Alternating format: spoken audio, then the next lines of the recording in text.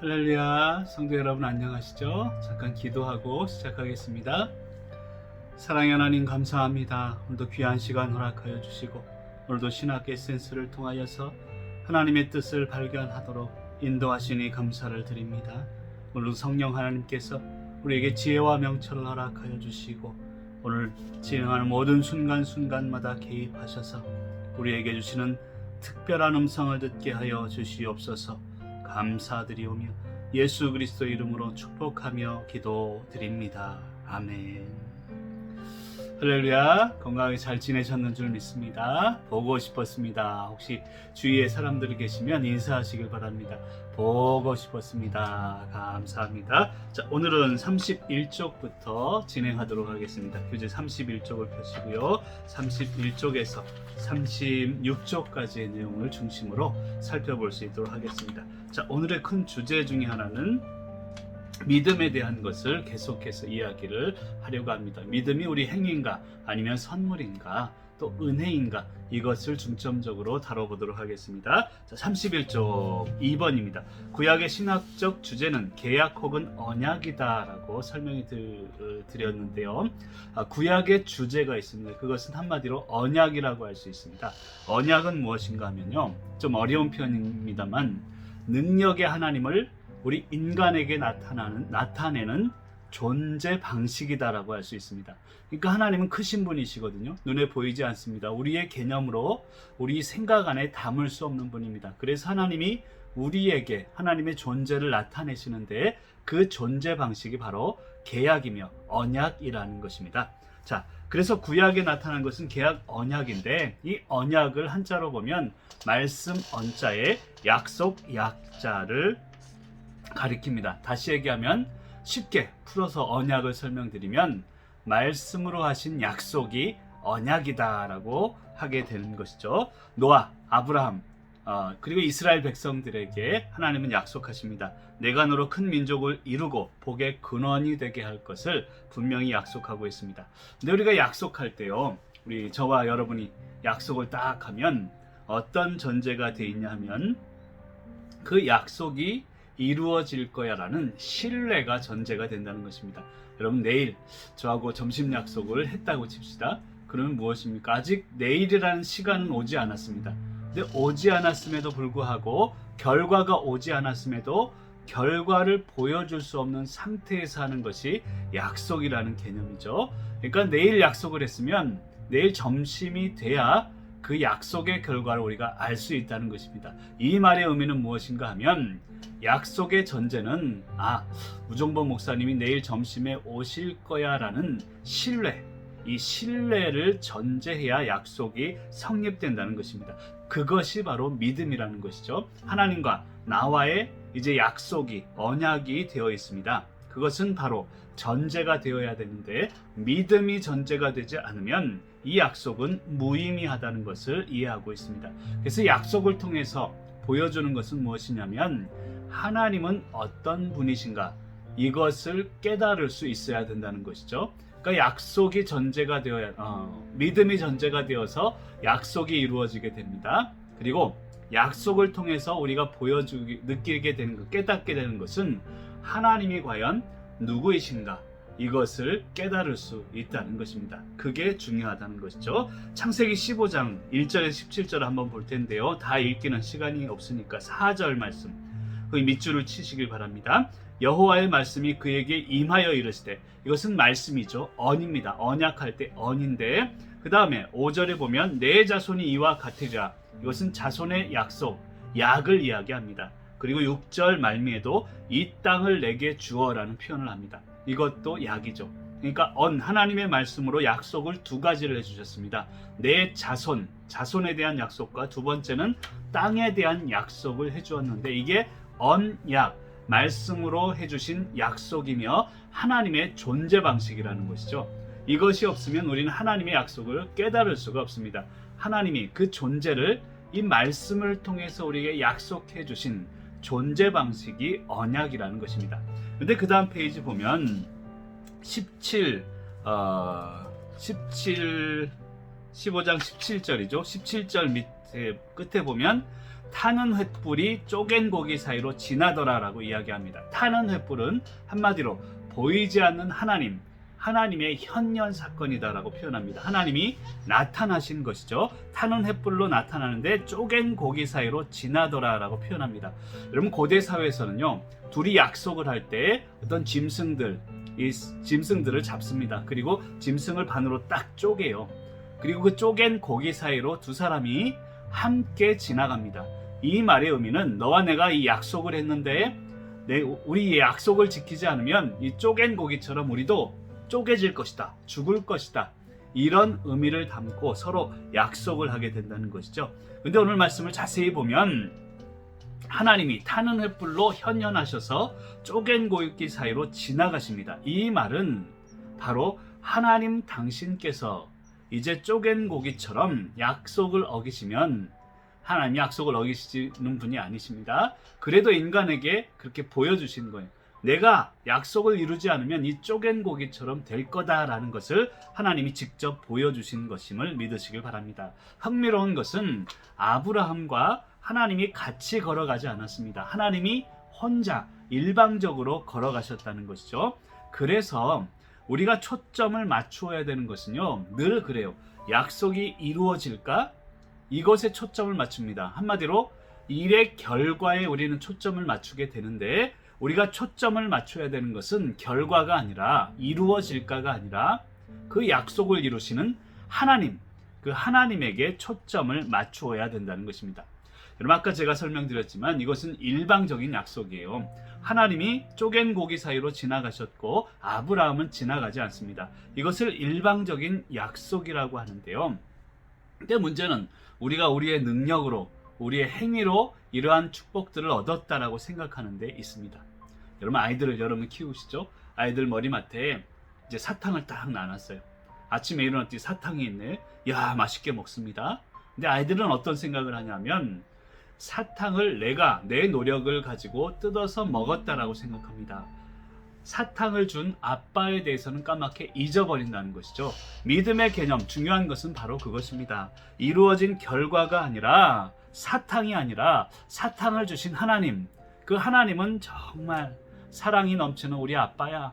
정말 우리 인간을 사랑하시는 하나님이시야. 이것을 기억하고 초점을 맞춰야 된다는 것을 믿으시길 바랍니다.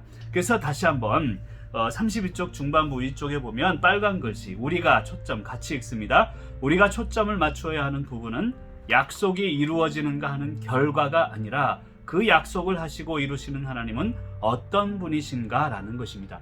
하나님이 어떤 분이신가, 이것을 늘 고민하는 것이 믿음의 과정임을 믿으시길 바랍니다. 그래서 믿음의 결과가 아닌, 마지막에 그렇게 제가 썼습니다. 믿음의 가치로 믿어야 된다는 것입니다. 지난 시간에 여러분 기억하십니까?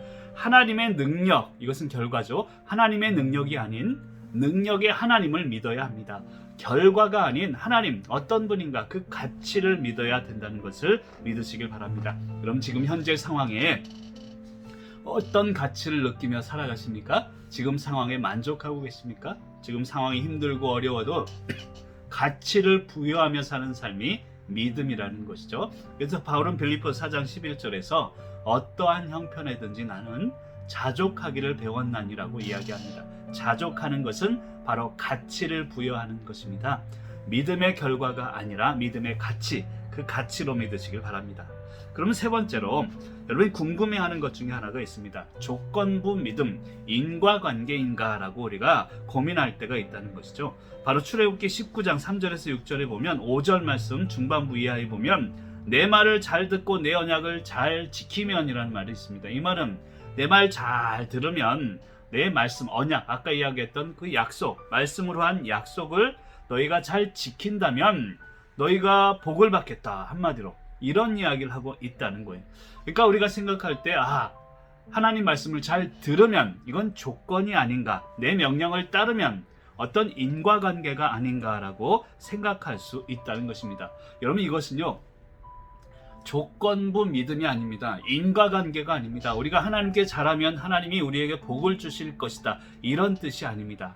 그럼 결론부터 제가 설명을 드리고 말씀을 드리면 이것은 조건, 즉 이렇게 하면 말을 잘 들으면 축복을 줄 거야. 이런 조건이나 원인과 결과를 통해서 주는 그런 관계가 아니라 하나님이 어떤 분인지를 표현하는 그런 구절일 뿐이라는 거예요. 다시요. 조건이나 인과관계가 아니라 하나님이 어떤 분인가를 표현하는 구절일 뿐임을 알아야 합니다. 한마디로 하나님의 존재를 설명하기 위한 구절이라는 거예요. 그럼 다시 교재로 들어오겠습니다. 32쪽 맨 밑에 쪽에 보면 아까 얘기했지만 하나님은 일방적인 약속을 주셨어요. 쪼갠 고기 사이로. 일방적인 목적을 우리에게 주십니다. 그리고 일방적으로 우리의 삶을 계획하시고요. 일방적으로 이루시는 분이세요. 우리의 의지와 상관없이 하나님이 선하신 계획이 쭉 우리 삶 가운데 넘쳐 흐른다는 것을 이야기합니다. 근데 교재 이 말씀에서 출애굽기 19장에서는 조건부처럼 이야기하는데 바로 그것이 말씀하는 뜻은요. 빨간 글씨 너 인간이죠. 나 하나님입니다. 사이에서 하나님이 누구인지를 알기 원한다는 것을 이야기하고 있습니다. 아까 제가 설명드렸죠. 얘야 내가 부모입니다. 너 있잖아 공부 열심히 하면 내가 아이패드 사줄게. 여러분 이것은 공부 열심히 하면 사준다는 단순한 그 결과만을 보아서는 안 돼요. 나는 부모 아빠야. 그리고 너는 자녀고 너는 자녀로서 살아가는 그 삶 속에서 최선을 다할 때 나는 아빠로서 이것을 해주는 거야. 아빠와 자녀의 관계성을 더 초점을 맞춰야 이해가 된다는 그런 구절이라는 거예요. 다시 설명을 드립니다. 계속 설명을 드리는데 조건이 아닙니다. 인과가 아닙니다. 우리가 잘 믿으면 축복을 줄 거야가 아니라 우리는 인간의 존재, 순종의 존재입니다. 그리고 하나님은 말씀의 존재, 그것을 이야기한다는 거예요. 결론적으로 제가 말씀드리면 좀 어려운 말씀입니다만 이 구절 조건부 믿음인가라는 이 구절 속에서 우리가 깨달아야 되는 것은 하나님은 쓰세요. 1해서 하나님은 말씀의 존재 방식 일단 설명드리고 일단 쓰세요. 하나님은 말씀으로 존재하신다 혹은 말씀의 존재 방식. 그다음 2 우리 인간이죠. 우리는 순종의 존재 방식. 하나님은 말씀 그 자체로 존재하시고 그래서 그 말씀을 따르면 우리는 따른다는 것은 순종을 의미하고요. 축복을 받는다. 이 개념은 하나님은 말씀으로서 존재하시고 우리 인간은 그 말씀에 순종함으로써 존재한다는 것을 의미하는 거예요. 그러니까 결과에 초점을 맞추지 말고 하나님의 초점을 맞추면 이 말씀이 이해가 됩니다. 좀 이해가 안 되시는 분들은 저에게 전화하십시오. 아니면 질문하시길 바랍니다. 아니면 여러분이 몇 번씩 읽어보세요. 여러분 스스로가 깨달아야 됩니다. 그 다음 33쪽. 자 4번 믿음은 하나님은 누구신가를 고민하는 것인가. 자 아까 얘기했죠. 하나님은 말씀으로서 존재하는 분이세요. 이 하나님이 누구신가를 늘 고민하는 게 믿음이라는 거예요. 여러분 믿으면 축복받는다. 이것도 믿음의 한 부분이긴 하지만 믿음의 본질은 아닙니다. 믿음은 바로 하나님은 누구신가를 늘 고민하는 거예요. 그러면 23절에 보면 끝에 인도하여 내시고 하나님은 인도하시는 하나님이세요. 24절 끝에 복을 누리게 하시는 하나님 그리고 살게 하시는 하나님. 여러분 힘들고 어려운 때 우리를 인도하시는 하나님이세요. 늘 복을 누리게 하시는 하나님이시고 그리고 살게 하시는 하나님. 여러분 얼마나 살기 힘드십니까? 그래도 하나님은 살게 하시는 분이세요. 하나님이 누구신지를 늘 고민하는 게 믿음이라는 거예요. 지금 코로나 사태 때문에 직장도 사업도 안 됩니다. 하나님 이러한 상황 속에서 하나님 누구십니까? 그래도 나를 살게 하시는 하나님.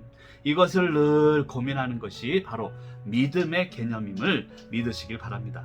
그래서 모세가 계속 이스라엘 백성들에게 가르친 것, 광야에서 가르친 것, 광야에서 하나님이 이스라엘에게 만나를 내려주시고 만나주신 것은 바로 하나님이 누구신가를 가르치기 위함이에요. 너희 순종하면 복이고 배반하면 벌받는다. 이것을 이야기하는 게 아닙니다. 빨간 글씨 읽어봅니다. 33쪽 중반부에 하나님이 우리를 찾아오시고 우리를 하나님의 백성으로 삼으려 하신다. 믿음의 관계를 맺으려 하신다. 이것을 계속 이스라엘 백성은 광야 속에서 깨달아야 되었다는 것이죠. 근데 문제는 늘 그래요. 우리 인간은 하나님에게 초점이 있어야 되는데 늘 하나님이 주시는 축복에 초점이 맞춰져 있는 거예요. 아빠가 퇴근하면 아이들은요 아빠를 보지 않아요. 아빠의 손을 봅니다. 손에 무엇이 들려있는가? 과자가 있는가? 케이크가 있는가? 저 어릴 때는요, 옛날 과자 있었어요. 이 부채처럼 생긴 거. 얼마나 맛있었는지. 김가루 조금 박혀있고. 그럼 아버님 들어오실 때는 손을 보는 거예요. 아빠를 봐야죠. 손을 보는 게 아니라, 손에 들린 어떤 선물을 보는 게 아니라, 믿음도 마찬가지예요. 어떤 믿음의 결과나 축복을 보는 게 아니라 하나님 자체를 보아야 된다는 것이죠. 그래서 하나님이 이스라엘의 광야 생활 가운데 어떻게 은혜의 하나님으로, 긍휼의 하나님으로, 자비의 하나님이 되시는가, 이것을 늘 고민하는 그 과정이 믿음이라는 것입니다. 그래서 그 빨간 글씨로 제가 써놨는데요, 믿음은 수단이 아니라는 거예요. 우리의 삶의 목표를 이루기 위한 수단이 아닙니다. 믿음은 하나님이 우리를 향해 언약하신 것을 어떻게 이루는가를 직접 체험하고 경험하는 것입니다. 언약, 하나님의 존재 방식이라고 했죠. 그러니까 하나님의 존재 방식이라는 것은 언약을 통해서 하나님의 존재를 깨닫길 원한다는 게 전제되어 있는 거예요. 그러니까 언약을 통해서 하나님이 누구신가, 좀 더 구체적으로 하나님이 나의 삶 속에서 어떻게 이루어 가시는가, 그것을 체험하는 것이 바로 믿음이라는 것임을 믿으시길 바랍니다. 자, 이것은 하나님의 신실성을 이야기하는 거예요. 여러분, 아까 하나님의 존재 방식은 언약은 말씀으로 한 약속인데요, 하나님의 존재 방식은 말씀이다라고도 할 수 있습니다. 이것은 하나님의 신실성을 이야기해요. 하나님은 말씀 자체가 삶이시고 말씀 자체가 그 존재라는 거예요. 여러분, 제가 여러분들에게 오늘 고백할 게 있는데요, 저는 여러분을 사랑합니다. 싫어하시는 분이 계시네요.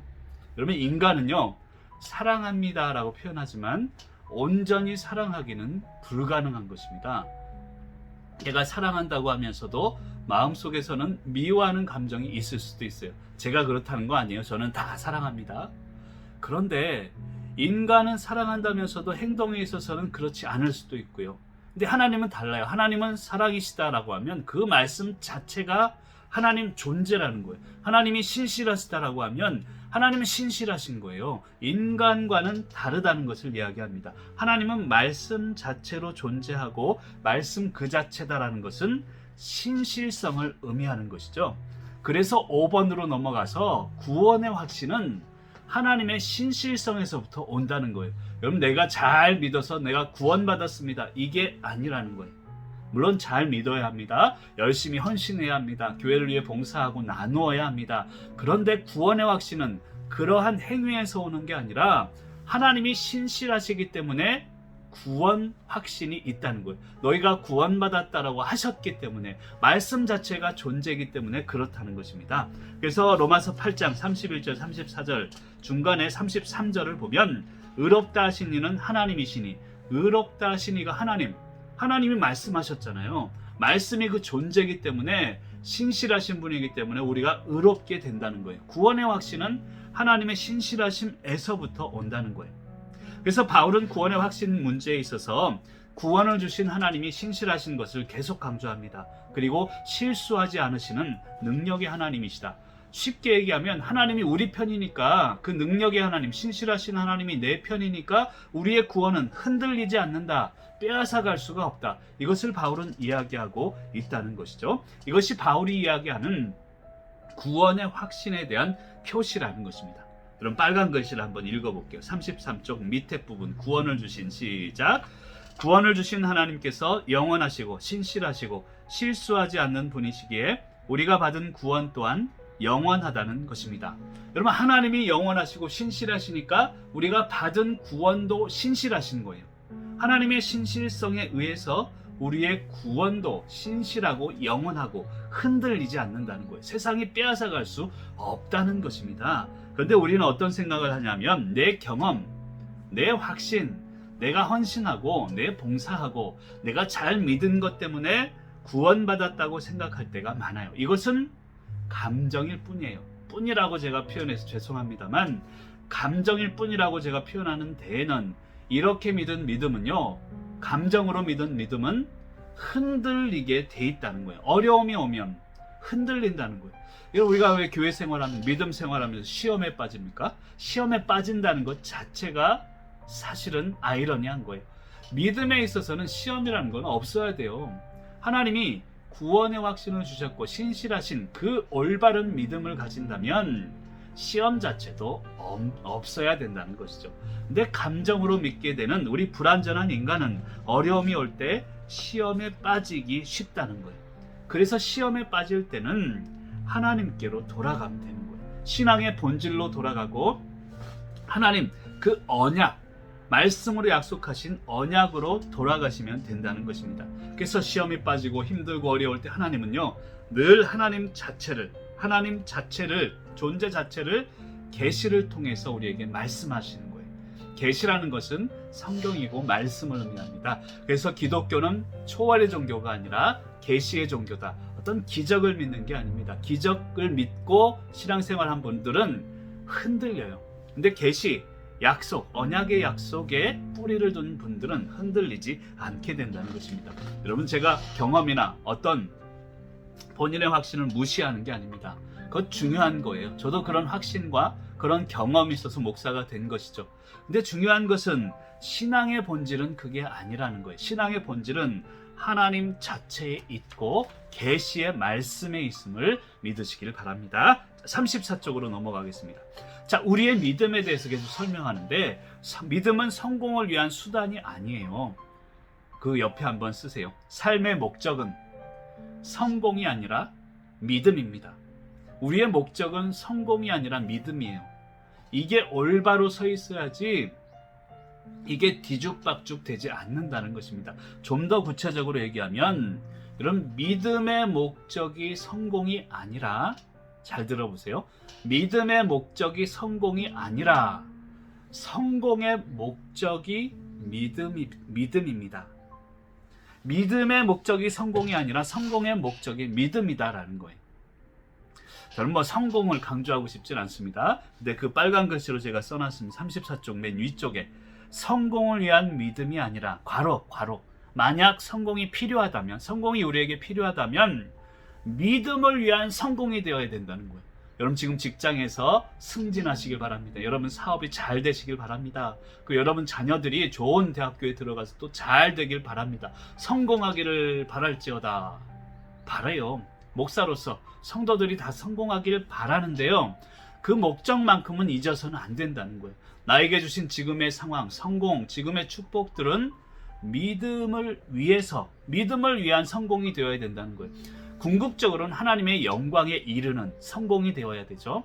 그러니까 믿음의 목적이 성공이 아니에요. 내가 잘 믿으면 성공 주실 거야, 기도 열심히 하면 성공 주실 거야가 아니라 나에게 주신 이 성공 자체가 교회를 위한 것이고 하나님을 위한 것이고 믿음을 위한 것이 되어야 된다는 것입니다. 다시 말씀드리면 성공을 위해서 믿음을 수단화시켜서는 안 되는 거예요.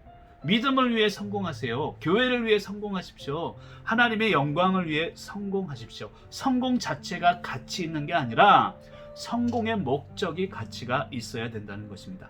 그래서 거기 빨간 글씨로 우리의 믿음은 수단이나 방법이 아니며 삶의 내용이다 라고 제가 표현했습니다. 삶의 내용, 우리 삶의 성공의 목적을 의미하고요, 그 삶의 내용은 궁극적으로는 교회를 위한 것이요 하나님의 영광을 위한 것이다 라는 것을 이야기하고 있습니다. 즉 믿음은 삶의 내용입니다. 여러분, 믿음은 하나님이 주신 것이지만 나에게 그 믿음이 왔을 때 내 삶의 내용이 믿음으로 표현되어야 된다는 것임을 깨달으시길 바랍니다. 자, 큰 5번. 자, 구원의 조건으로서의 믿음을 다시 좀 구체적으로 좀 설명하도록 하겠습니다. 믿음과 구원의 관계는요, 믿으니까 구원 얻는다, 어떤 원인과 결과의 관계가 아닙니다. 믿음이 조건이고 믿음이 조건이 되어서 결과가 의로워진 게 아닙니다.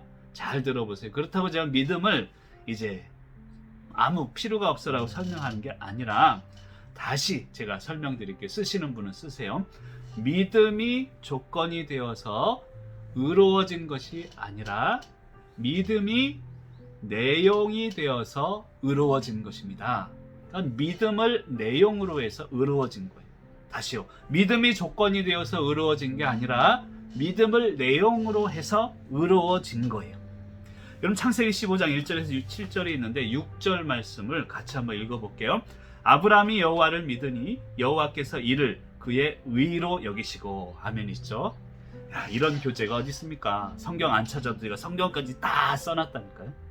6절에 보면 믿으니 동그라미 치세요. 믿으니 이를 할 때 이, 그 다음 그의 의를 할 때 의. 여러분, 믿음과 이와 의는 같은 개념을 이야기하고 있습니다. 이것을 설명하려고 하는데요. 여러분, 믿음의 계속 우리가 공부해 왔던 것 중에 믿음의 본질 중에 하나는 인격성이라는 거예요. 하나님과 나와의 관계 속에서 하나님을 아는 것, 그리고 하나님을 사랑하는 것. 하나님은 인격체로서, 우리도 인격체로서 서로 만나서 서로 인격 간에 하나님을 알고 하나님을 사랑하고, 이런 것이 믿음의 본질이라는 거예요. 그래서 본문 말씀이 이야기하는 것은 그 믿음의 본질 중에서 아브라함이 의롭다함을 얻는 장면을 이야기하고 있습니다. 여러분 기억하시죠? 창세기 15장도 설명했고요. 창세기 12장을 설명하면서 아브라함이 본토 친척 아비집을 떠난 것은 그의 믿음이 아니라 하나님이 주신 선택이었다, 계획이었다. 그리고 그의 믿음은 창세기 15장에서 완성이 된다는 것을 설명드렸는데, 그것을 지금 설명하는 것입니다. 창세기 15장. 자, 1번. 믿어서 의롭다함을 얻은 것이 아니라 믿음 자체가 의롭다는 거예요. 여러분, 사실 믿음은요, 암과 삶의 간격줄이기다 할 수 있습니다. 제가 좀 자, 보세요. 아니, 거꾸로 나오네. 거꾸로 보시길 바랍니다. 믿음은 암과 삶 간격 줄이기. 내가 알고 있는 것과 살아가는 것의 간격을 줄이는 것이 바로 믿음이라는 것이죠. 물론 내가 그렇게 살기 때문에, 그렇게 믿기 때문에 구원 얻은 것은 아니지만, 내가 구원 얻었기 때문에, 그것을 알기 때문에 내 행동, 삶에 있어서 내 알고 있는 것은 위에 있고 사는 것은 밑바닥이라면 그것을 줄여가는 거예요. 그리고 궁극적으로는 갖게 만드는 것이 우리의 믿음이라는 것이죠. 그게 인격 아래에서 이루어지는 것인데, 믿어서 1번 의롭다함을 얻은 게 아니라 믿음 자체가 의로움이다라고 설명하고 있어요. 아까 제가 얘기 드렸죠.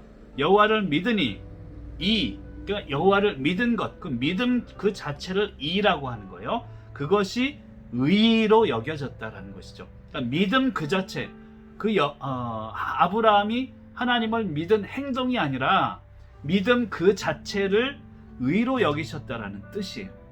좀 어렵습니까? 좀 설명하면서 제가 같이 따라오시길 바랍니다. 자, 우리는 어떤 생각을 하냐면, 아브라함이 하나님을 믿었으니까 아브라함의 행위를 생각한단 말이죠. 아브라함이 믿을 수 없는 중에 힘들고 어려운 고난을 다 겪고 반대를 무릅쓰고 믿었기 때문에 그것이 의를 얻은 것이다 라고 생각하는데, 신학적인 의미는 그게 아닙니다.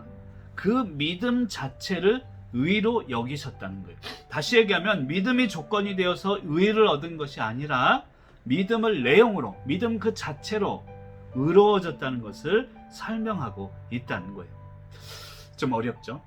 여러분, 믿음을 내용으로라는 뜻은 뭐냐면요, 구원은요 상자예요, 틀이에요. 구원은 우리 인류를 향한 틀이라면 믿음은 내용물이라는 얘기예요. 그러니까 그 상자 안에 내용물이 들어있는데 믿음이라는 내용물이 쭉 들어있다는 거예요. 그러니까 그 믿음 자체로 구원을 우리는 얻었다.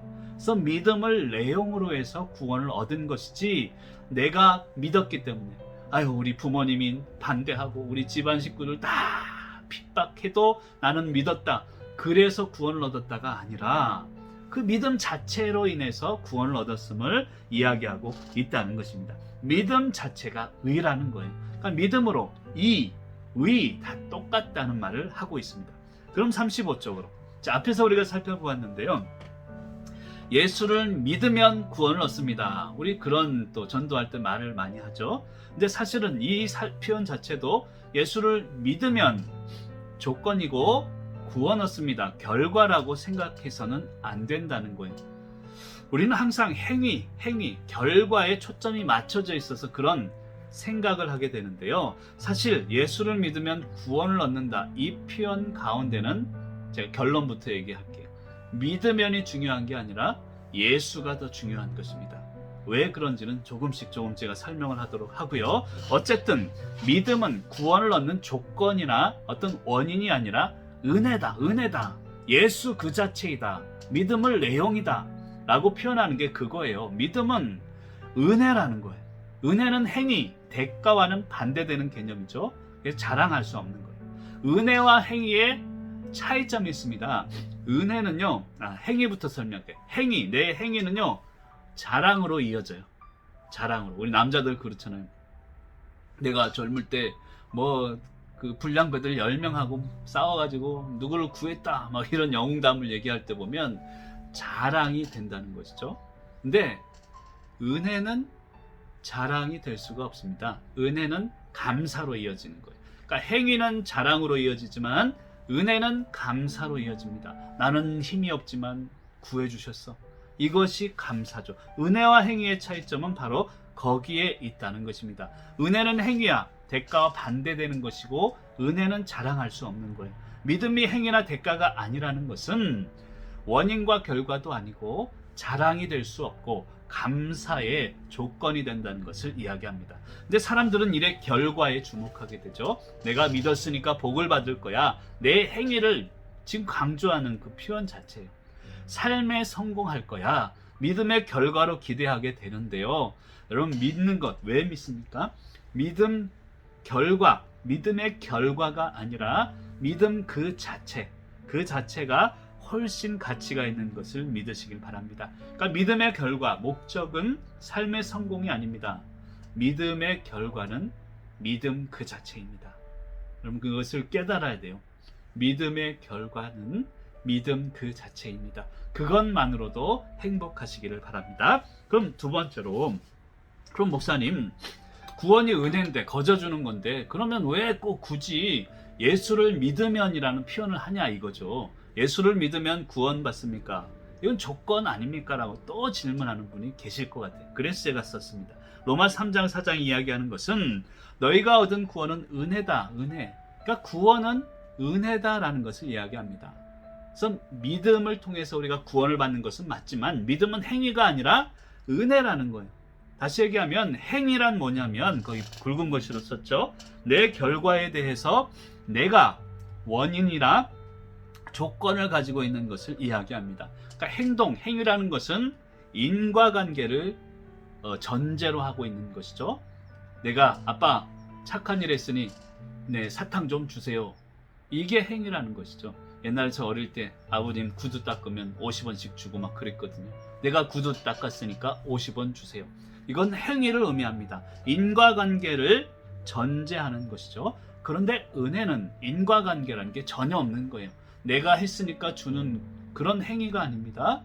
은혜는 그냥 거저주는 것입니다. 자랑하지 못하는 것이고 감사로 이어지는 것이죠. 그래서 원인 없이 결과를 받을 때 이것을 은혜 혹은 선물이라고 하는데 구원도 마찬가지입니다. 믿음을 통해서 받는 것은 맞지만 내 행위, 내가 믿는 믿음을 통해서 구원을 받는 것이 아니라 하나님 주시는 은혜요 선물이라는 거예요.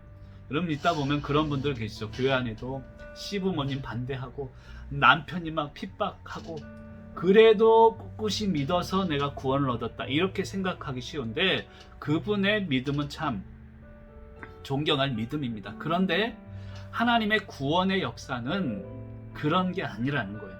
행위가 아님을 제가 강조하기 위해서 이야기하고 있는 것입니다. 은혜다라는 것입니다. 그런데 왜 자꾸 예수를 믿으면이란 표현을 한다는 것입니까? 여기에 오늘 질문의 요지가 있습니다. 목사님 계속 목사님 지금 얘기하는데 은혜라면서요 선물이라면서 왜 또 예수를 믿으면 이 이야기를 또 하는 거예요. 그냥 선물로 주시면 되지. 근데 예수를 믿으면 초점이 자꾸 믿으면에 있어요.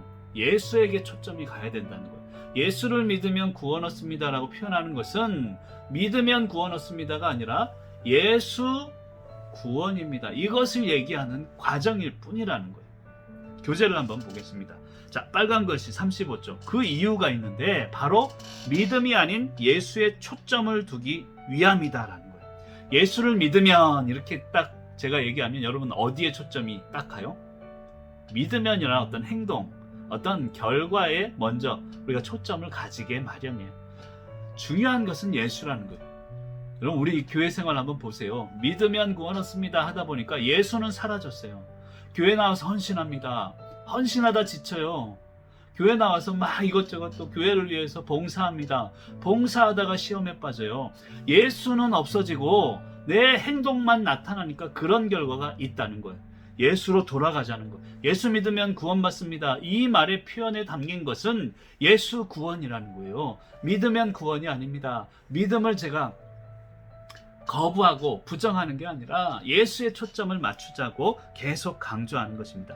그래서 우리가 생각할 때 믿음은 원인이고 구원은 결과라고 자꾸 생각하게 된다는 거예요. 그런 사고방식에서는 예수는 빠져버리고 생략될 수밖에 없습니다. 그런데 중요한 것은 예수 그 자체예요. 구원에 있어서 중요한 것은 예수이지 믿음이 아니라는 거예요. 그래서 예수 믿으면 구원 얻는다라고 표현하고 있다는 것입니다. 그럼 다음 페이지 36쪽 마지막 쪽으로 넘어가겠습니다. 그럼에도 불구하고 제가 설명을 다 드렸습니다만 성경은 자꾸 믿음으로 말미암아 구원받는다 계속 이야기합니다. 에베소 2장 8절 9절에 보면 너희는 그 은혜에 의하여 믿음으로 말미암아, 그러니까 은혜와 믿음으로 말미암아 같은 거예요. 그리고 밑에 보면 선물이다. 그러니까 믿음, 은혜, 선물 다 같은 말이란 얘기고 로마 3장 22절에 믿음으로 말미암아 의를 얻었다라고 표현합니다. 왜 자꾸 믿음으로 하는가? 이것을 다시 고민해야 된다는 것이죠. 다시 얘기하면 한마디로 빨간 글씨를 같이 읽어볼게요. 36쪽 중반부 위쪽에 내가 믿는 것. 시작. 내가 믿는 것, 즉 내 행위를 가리키는 것이 아니라 하나님께서 우리에게 구원을 선물로 주심을 믿는 것, 즉 구원의 내용을 믿는 것을 의미합니다. 말이 좀 어렵죠? 몇 번 계속 이해될 때까지 읽어보세요. 이 문장은요 계속 읽으면 읽을 때마다 새롭고 새로운 깨달음을 줍니다. 이해가 잘 되지 않으면 계속 한번 읽어보세요. 근데 제가 잘 이해를 시키기 위해서 여러분 아까 부모와 자식을 제가 설명을 드렸는데요. 부모와 자식의 관계는 부모가 무엇을 사주어서 자식이 부모를 믿는 게 아니에요. 잘 들어보세요. 내가 우리 두 딸에게 뭐 아이패드 사주고 컴퓨터 사주고 그래서 나를 믿는 게 아니에요. 그냥 부모니까 믿는 거예요. 제가 어릴 적에 살던 집이요 골목길이었어요. 제가 골목에서 골목대장을 했는데 이 놀다 보면 애들 끌고 놀다 보면 이제 어둠이 깔리는 걸 잊어버릴 때가 있어요. 근데 집에 들어갈 때 어두컴컴하면 그 골목길을 들어가야 되는데 어두워서 무서운 거예요. 그 당시에는 뭐 가로등도 없었고 그 당시에 핸드폰도 없잖아요. 엄마 나와줘, 아빠 나와줘 이렇게 얘기만 해도 될 텐데 거기를 못 들어가는 거예요. 어린 나이에. 제가 그렇게 착했습니다. 그 어두운 골목을 들어가야 되는데 밤이 어두우니까 어머님이 기다리다가 나오시는 거예요. 골목 어귀까지. 그러면 그때에 어머니의 손잡고 그 어두운 길이요 더 이상 두려움의 대상이 아닌 거예요. 그러면 엄마가 나에게 뭘 사줘서 신뢰합니까? 아니에요. 엄마 자체만으로도 부모 존재 자체만으로도 우리는 신뢰하고 어둠이 물러가게 된다는 거예요. 다시 얘기하면 내 행위가 아니라 하나님 그 존재 자체, 우리의 구원을 선물로 주시고 그 존재 자체, 그 내용을 믿는 것이 바로 우리의 믿음이고 구원이고 믿음은 인과관계가 아니다라는 것을 이야기합니다. 즉 믿음으로 말미암아라는 것은 내 믿음이 아니에요. 하나님 그 존재 자체고 하나님이 구원을 선물로 주심, 그것을 믿는 그 믿음, 그 내용 자체임을 믿으시길 바랍니다. 거듭 강조하면이라고 쓴 게 있는데요. 자, 같이 읽어봅니다. 거듭 강조하면 여기서 이야기하는 믿음은 내 노력이나 행위가 담긴 믿음이 아니라 하나님의 계획하심을 의미합니다. 하나님께서 구원을 선물로 주시기로 선택하셨고 우리는 그것을 받아들이기만 하면 된다는 뜻입니다. 그러니까 하나님은 선택하셨고요. 우리는 반응하면 된다는 거예요. 이게 인격적인 관계라는 거예요. 그럼 제 차 앞에서 지난번에 설명드렸나요? 차야 문 열어줘. 한 100번 얘기해보세요. 1000번 얘기해요. 차가 문을 엽니까? 아니에요. 차는 인격체가 아니기 때문에 그렇죠. 하나님은 인격체로서 우리에게 얘야 다가오시는 거예요. 우리는 반응을 하면 문이 열리게 되어 있다는 것이죠. 인격체와 인격체의 만남, 하나님의 선택과 나의 반응이 만나서 믿음이 이루어짐을 믿으시길 바라고요. 마지막 3번, 소유의 믿음이냐 존재의 믿음이냐 이것을 설명하고 오늘 강의를 마치고자 합니다. 로마서 5장 9절에 11절을 쭉 읽다 보면 소유의 믿음에 대해서 이야기를 하는데 예수 그리스도로 말미암아 하나님 안에서 즐거워한다는 표현을 합니다. 우리가 돈을 많이 벌어서 즐거워하고 기뻐하는 게 아니라 예수 그리스도 하나님 안에서 그분 자체만으로도 우리가 기뻐할 수 있다라는 거예요. 그러니까 우리의 믿음은 소유의 믿음이 되어서는 안 돼요. 믿음의 결과에 초점이 맞춰져서는 안 된다는 뜻입니다. 존재의 믿음이 돼야 되는데 하나님 그 존재 자체만으로도 예수 그리스도 존재 자체만으로도 만족하는 믿음이 되어야 된다는 거예요. 여러분 남편 네 글자로 뭐라고요? 평생 왼수. 원수도 아니고 평생 왼수라는 거예요. 왼수. 그런데 남편이 평생 왼수처럼 우리가 농담처럼 이야기하는 이유가 어디 있습니까? 우리가 결혼을 해서 이 사랑하는 남편 사랑해서 결혼을 했지만 남편에게서 내가 원하는 것들을 소유하고 싶어 하는 거예요. 근데 그 소유하고 싶어 하는 게 다 채워지지 못하면 불만족이 되게 되고 평생 왼수가 되어버리고 마는 것이죠. 근데 여러분 평생 왼수지만 그럴 리는 없겠지만 지금 이 순간부터 이 평생 왼수 존재, 남편의 존재가 싹 사라진다고 생각해 보세요. 얼마나 비참한 그런 순간이 됩니까? 여러분 존재만으로도 기뻐해야 되는 거예요. 평생 왼수 같지만 그 존재가 있으면 든든하고 그 존재의 믿음이 되어야 된다는 거예요. 그것을 이야기합니다. 소유에서 믿는 게 아니에요. 축복을 주어서 믿는 게 아니라 존재의 믿음이 되어야 합니다. 하나님 그 존재만으로도 기뻐하고 즐거워하시는 소유의 믿음이 아니라 존재의 믿음으로 승리하는 저와 여러분이 되시기를 간절히 소망합니다. 마지막으로 한번 읽어볼게요. 36쪽에 하나님과 화목하게 된 거기서부터 읽습니다. 하나님과 화목하게 된 우리가 해야 할 일은 예수 그리스도로 말미암아 하나님 안에서 즐거워함입니다. 많이 소유해서 기쁜 것이 아닙니다. 예수 그리스도의 존재만으로도 기뻐할 수 있는 것이 진정한 믿음입니다. 소유의 믿음이 아니라 존재의 믿음이 되어야 합니다. 즉 많은 것을 소유하게 해주셔서 믿는 것이 아니라 예수 그리스도 그분의 존재만으로도 믿어야 한다는 것입니다. 주님의 존재만으로도 승리하시고 기뻐하시고 늘 행복하시는 귀한 분들이 되시기를 간절히 소망합니다. 소유의 존재는 물러가고 소유의 믿음은 물러가고 믿음의 존재의 믿음으로 승리할지어다. 그런 믿음으로 승리하시길 바라고요. 제가 마지막으로 기도하고 마치도록 하겠습니다.